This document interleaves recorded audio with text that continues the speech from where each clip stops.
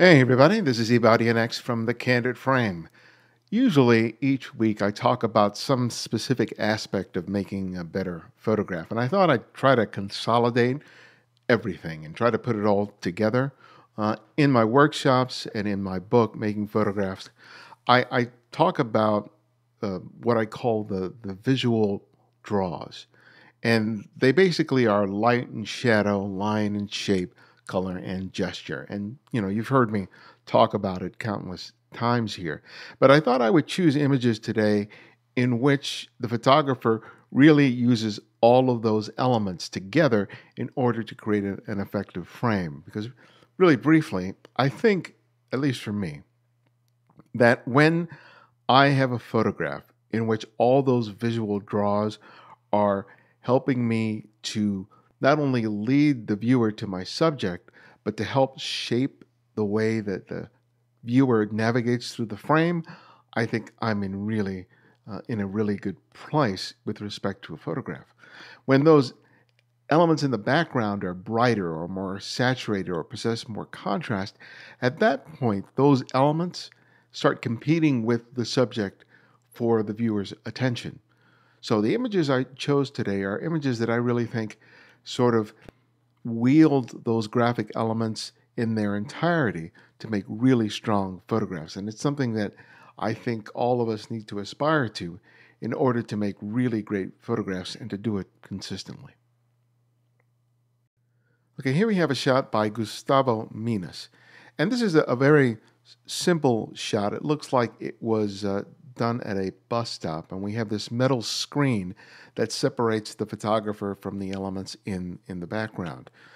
And so I'm just going to break it down into the graphic elements that I see here. So first off, light and shadow. And even though this image isn't rich with the kind of detail that we're used to seeing in a photograph, there is still some really interesting light and shadow that's happening here, especially with this human figure here who's walking down the street there. You get to see this wonderful splay of leg as this person is rendered in silhouette.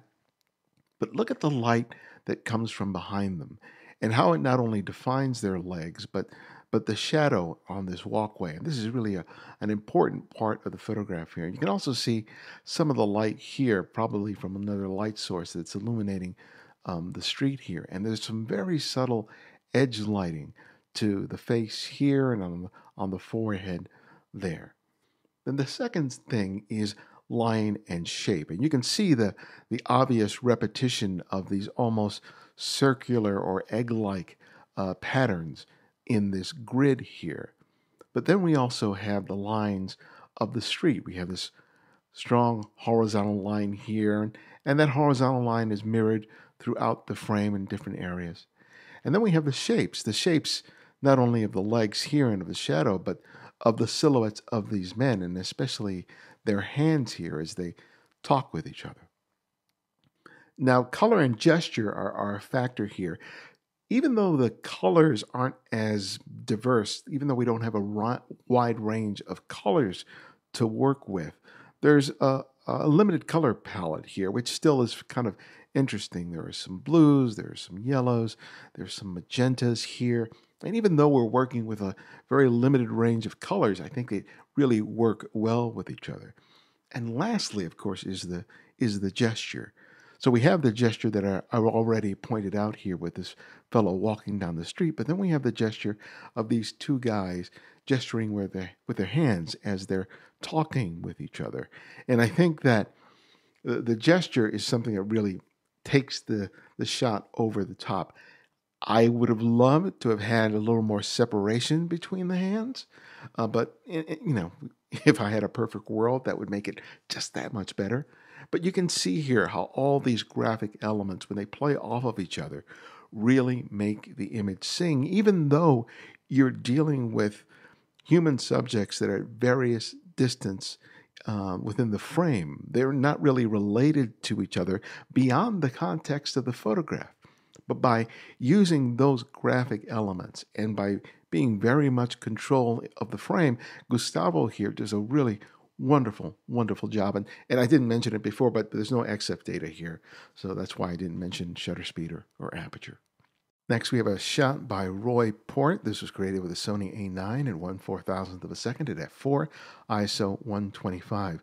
Roy actually shared this image with me because it was inspired by what I shared with him in my book. And when I saw the image, I was so excited for him because it showed that he really got what I was trying to share in making photographs.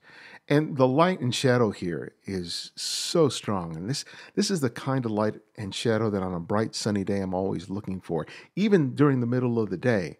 A lot of people will say, oh, we can't shoot anything during the middle of the day because the light sucks, which is, true for the most part. But when you have a play of light and shadow like this, oh my God, there's so much that you can discover in photograph.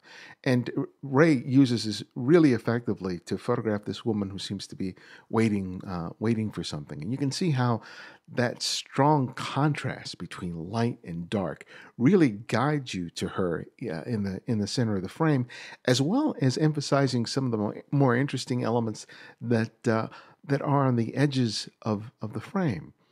Okay, and then you have that line and shape, and here we have a lot of line and shape and repeating pattern. We have the strong vertical lines created by the fence, and then we have these squares and the lattice work, and then we have these triangles here, and there are these interesting shapes here in the lower right-hand corner, and then the windows here have this square that sort of mirror the lines here, and then even the vertical lines created by the building and the windows and all of that. Just they're repeated throughout the frame, and there are even a couple of circles in here that repeat. And then, of course, we've got the color and the gesture, and there's wonderful color in here, even though the image is largely dominated by white because of the fence and the top that the woman is wearing. I think that helps to sort of strengthen the presence of the more saturated colors, like the orange, the sort of aquas, the reds, the blues, even her blonde hair. Having this whiteness that sort of dominates the frame helps to sort of define her to a great degree, but it also helps to make the colors just pop a little more. Even the blue off the roof of this car that's parked off to the left. Now the gesture here is fairly subtle. Mostly the gesture is provided by her body language as she's sort of leaning forward, and it appears that maybe she's holding a phone or something in her hand. So it's more her body language than really some sort of expressive or explosive hand gesture that's providing the gesture in this shot. I would have liked something maybe a little more interesting or pronounced, and I don't know how long Roy stayed here while she was there in the frame. With a scene like this, it really pays to make multiple images of a subject, even when they're seated, because they're going to be changing their physical position. They'll stop crossing their legs or cross their legs. They'll maybe play with her hair or remove her glasses or do any variety of different things. And it's really important when you have so much that's good in this overall scene to allow the fluid thing, the woman, to evolve and change. Everything else is fixed. There's nothing about this scene that's going to change in the next couple of minutes, right? The only thing that's going to change is her and possibly someone else that comes into this scene. And once you have found your overall composition and you've got this great light and this shadow and this line and this shape and this color, you have to allow the gestures to evolve and change, because the very first image that you make may not provide the best gesture to help complete the scene. I really love this shot, even though the gesture isn't exceptional, but everything else about this shot really speaks to this idea of trying to take all those visual draws and trying to get as many of them in your composition and have it favor your subject. Because if it doesn't favor your subject, then it's a distraction and it weakens the image. Okay, next we have a shot by Jeff Berger. This was created with Olympus E510 at 1/50th of a second, f4, ISO 1600. So we have these kids playing pool, and normally indoors, it's really difficult because you're working with a lot of artificial lights. It could be fluorescent, it could be LEDs, it could be incandescent, it could be halogen. And, in terms of how color is rendered, it can be really difficult, and ISOs have to be cranked up just because the light really aren't conducive to good photographs. But that being said, the light, even when artificial, can be kind of interesting. And here, the light and shadow here is rendering the pool table to the point that it serves as a really important backdrop for these two boys here that are helping each other hit the pool cue to hit the cue ball to get into that corner. And the way the light falls down is fairly soft and diffused, but you can see the highlight on the top of their heads and how their blonde hair is defined and how it falls on their arms. And then you can see this really subtle shadow that happens on the green felt of the pole cue. And then you can also see what's happening with the light back here as it renders the shadow and how it falls off. How it falls off here with these other two kids that are in the background. I really love how the light falls off and renders these kids' faces in shadow, but you do see their hands on their respective pull cues. And we also have this kid here who's doing the same. And then we got the line and the shapes. And, obviously you're dealing with a pool table, so there's going to be abundance of line and shape, not only the shape of the pool table itself, but the balls. And then we also have the repetition of pattern in the chairs.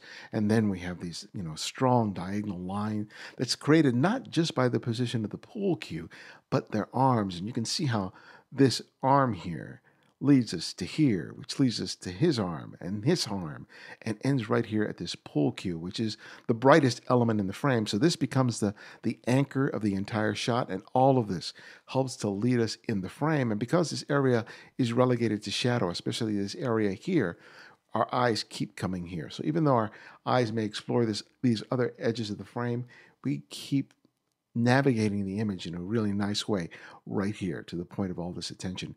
And also just the fact that the eye line of these two kids and these kids to some extent are all being focused on what's happening in that moment. And then we of course have that color and gesture. Now the color is influenced largely because of the artificial light. So we have oranges and greens and some blues and some blacks. And the color palette is fairly subtle.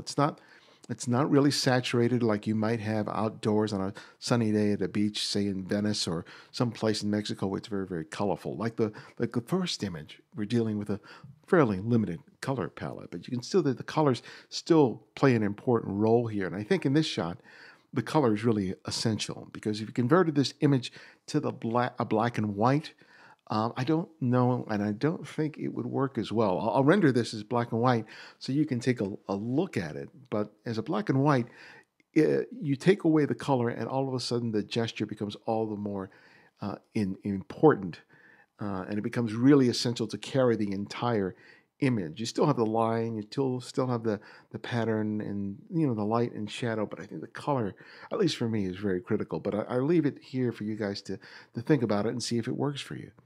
So you can see how in all these three images, how each photographer uses light and shadow, line and shape, color and gesture to really make a cohesive frame. And that's the challenge I want to give to you when you go out and shoot. And learning to see this way is really is really key to be successful in any kind of photography, not just street photography, but portraiture, landscapes, still life.